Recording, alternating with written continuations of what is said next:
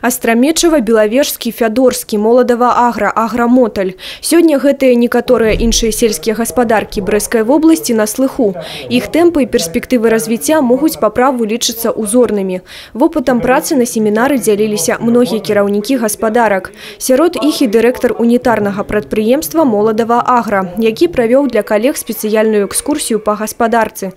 Сярод іх былі і былыя кіраўнікі некалі вядучых беларускіх гаспадарак. Сегодня технологии другие, совершенно все двинулось вперед, это однозначно, и это надо отдавать должное. Я побыл здесь вот на этой ферме, у меня такое впечатление сложилось, что это просто сказка. И мне кажется, что дальше некуда ехать учиться, этот опыт перенять, который уже здесь.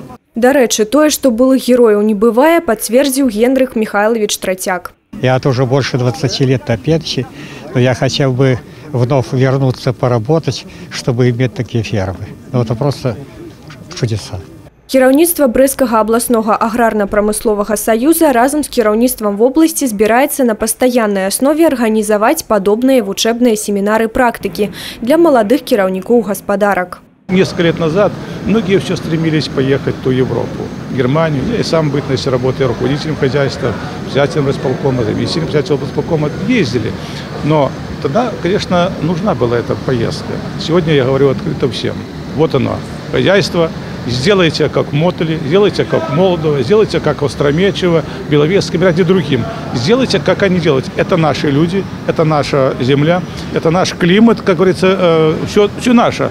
За апошнія 12 гадоў у сельскагаспадарчым сектары вобласці колькасць кадраў знізілася ўдвая, пры тым, што вытворчасць павялічылася на 20%.